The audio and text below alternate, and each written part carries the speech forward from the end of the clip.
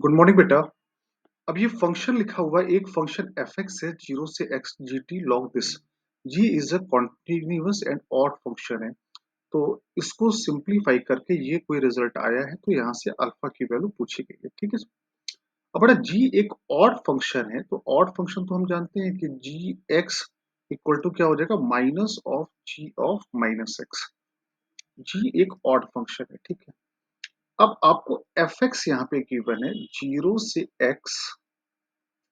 ये बेटा ये दिखने में एक अच्छा सवाल लग रहा है, मतलब कॉन्सेप्चुअल क्वेश्चन है। प्रैक्टिस करोगे तो ये क्वेश्चन आपको इजीली बन जाएगा, और सिमिलर क्वेश्चन आईआईटी में पहले भी कई बार आ चुका है। तो कॉन्सेप्ट तो सेम ही रहते हैं, बस ये कि डेटा बदल देता है, बाकी लॉजिक तो सब में सेम ही काम करता है। ठीक है।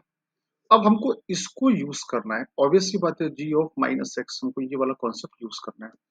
एक काम करते हैं, यहाँ पर एक्स को लिख देते हैं माइनस एक्स, जीरो से माइनस एक्स। अब x की जगह जो आपका ये ये लिमिट है, यहाँ पे कितना आ गया, minus x G T log one minus t upon one plus t D t आ गया। क्लियर यहाँ तक। अब देखो हमको इसको यूज करना है, इस वाले कॉन्सेप्ट को। तो ये यूज कैसे होगा, जब यहाँ पे सर जी टी की जगह कुछ जी माइनस टी टाइप का है, तो बहुत आसान है, लिमिट चेंज कर दो। मान लो टी को आपने मान लिया माइनस जेड। क्यों माना, वो रीजन समझ में आ रहा है, क्योंकि मेरे को यहाँ पर माइनस का टर्म इंट्रोड्यूस कराना है। तो यहां से क्या आ गया, डी टी बराबर क्या आ गया, माइनस डी जेड आ गया। अब पूरे सवाल को आप जेड में ले जाओ। टी बराबर, तो यहाँ पे टी पे इंटीग्रेशन है, तो टी बराबर डाला जीरो, तो जेड बराबर जीरो।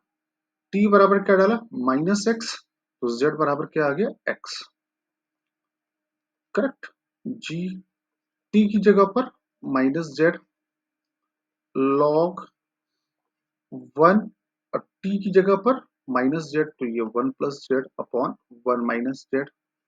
डी टी की जगह पर माइनस डी जेड। क्लियर, या आई होप यहाँ तक सबको समझ में आ गया होगा। अब बेटा एक प्रॉपर्टी आपने पढ़ी होगी, जैसे मैं यहाँ पे लिख रहा हूँ, जीरो मान लो मैंने यहाँ पे लिखा जीरो से, या मैंने ए से बी लिखा, ए से B F T D T लिखूं, या मैं ए से B F Z D Z लिखूं, या मैं ए से B F X D X लिखूं। ये तीनों सेम ही होते हैं। क्यों, क्योंकि आंसर में तो ए आएगा और बी आएगा, चाहे यहाँ एफ टी हो, एफ जेड हो, एफ एक्स हो, इससे कोई फर्क नहीं पड़ता। तो सर यहाँ से क्या बताना चाह रहे हो, यहाँ से ये बताना चाह रहा हूँ, जहाँ पे डी माइनस जेड हो या डी माइनस एक्स हो, कोई फर्क नहीं पड़ता। Log one plus x upon one minus x D x हो गया। क्लियर सारे बच्चों को।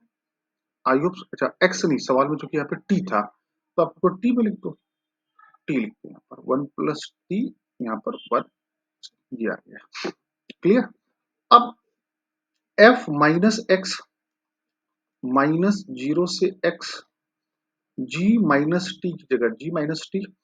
अब लॉग की प्रॉपर्टी होती है one plus T upon one minus T, लिखा है, इसको मैं उल्टा कर दूं, तो one minus t upon one plus T, और एक माइनस बाहर आ जाएगा, तो माइनस और माइनस प्लस आ गया, ये आ गया डी टी आ गया। क्लियर। ये यहाँ पे dz था, यहाँ पर भी dt, यहाँ पर भी dt। अब क्या करूं मैं, अगर मैं इन दोनों को ऐड कर दूं, देखो आपको देखो, अच्छा g माइनस टी किसके बराबर होगा, g minus T, g minus T किसके बराबर होगा, माइनस जी टी के, जो कि ऑड फंक्शन है। तो g माइनस टी की जगह पे क्या आ गया, minus d t, f minus x minus zero से x G T log one minus t upon one plus t D t. Clear सारे बच्चों। अब गौर से देखो, तो ये it is equivalent to f x, यही तो लिखा है, यही तो लिखा है सेम, यही तो एफ एक्स है। तो इसका मतलब क्या हुआ कि एफ माइनस एक्स बराबर आ गया minus of F x. It implies F x एक ऑड फंक्शन है, F x is an odd function. अब एफ एक्स ऑड फंक्शन आ गया सर, इसका यूज क्या होगा तो इसका यूज हम लोग यहाँ पे करेंगे, जो आपसे वैल्यू पूछी गई है। तो let's start with this part. अभी तक आपने केवल यहाँ पे केवल gx वाला कॉन्सेप्ट यूज किया। अब gx से आपने ये क्लियर कर दिया कि fx is an odd function. अब हम लोग इसको यूज करने वाले हैं। तो यहाँ पे क्या लिखा है, -π/2 से π/2 fx x square cos x divided by 1 plus e की पावर x। कट, इसको मैंने मान लिया I मान लिया। अब यहाँ पर प्रॉपर्टी लगाओ, अपर limit plus lower limit minus x, मतलब किंग्स प्रॉपर्टी भी बोलते हैं इसको। तो यहाँ पे कितना आ जाएगा, f माइनस एक्स। यहाँ पे कोई फर्क नहीं पड़ेगा, जहां पे फर्क पड़ेगा तो यहाँ क्या आएगा, e की पावर माइनस एक्स। थोड़ा और सिंप्लीफाई किया, -π/2 से π/2 f माइनस एक्स, ये आ गया e की power x cos square cos x, और ये 1 प्लस e की पावर x। अब इन दोनों को आपने अगर ऐड किया तो क्या आएगा, 2i बराबर -π/2 से π/2 fx plus f minus x, और इन दोनों को ऐड किया, x square cos x common लिया तो e की power x plus 1 upon e की पावर x प्लस 1, ये कैंसल आउट। और F x plus F minus x कितना हो गया, 0, क्योंकि ये एक ऑड फंक्शन है। तो 2i इक्वल टू बचा क्या, -π/2 से लेकर π/2 x square cos x dx। इतना पार्ट आपको सिंप्लीफाई करना है। अब यहाँ पे देखो, upper limit plus lower limit, क्योंकि ये इवन फंक्शन है। क्या है, इवन फंक्शन। इवन फंक्शन है तो बट तो आपको प्रॉपर्टी सब याद होनी चाहिए। इवन फंक्शन है तो 0 से π/2 ट्वाइस हो जाएगा, x square cos x dx। 2 से 2 कैंसल हो गया, तो i बराबर 0 से π/2 x square cos x dx। अब यहाँ पे क्या लगेगा, बाई पार्ट फर्स्ट और सेकंड।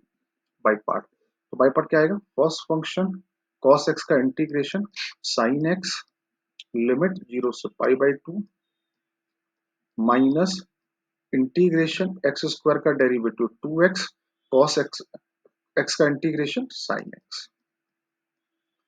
लिमिट 0 से π/2। अब x इक्वल टू π/2 डाला तो पाई स्क्वायर बाई 4 और sin 91, और 0 पे 0 आ जाएगा, 2 बाहर आ गया। अब यहाँ पे फिर पाई पार्ट लगा दिया, ये फर्स्ट और ये सेकंड। क्या आएगा, फर्स्ट sin x का integration minus cos x limit 0 से π/2, फिर माइनस x का डेरिवेटिव 1 और sin x का इंटीग्रेशन माइनस cos x, तो cos x आ गया 0 से π/2। अब आगे ये आया आपका पाई स्क्वायर बाई 4 माइनस 2 सबसे बाहर है, cos 90 0 j 0, ये वाला पार्ट आ गया 0, फिर प्लस cos 90 0 cos 0 1, ये आ गया। तो पाई स्क्वायर बाई 4 प्लस 2। ठीक है, यहाँ तक सबको बात समझ में आई कि नहीं आई? तो आई होप सबको यहाँ पर समझ में बात आ गई होगी। तो यहाँ पे अगर हमने देखा पाई स्क्वायर बाई 4,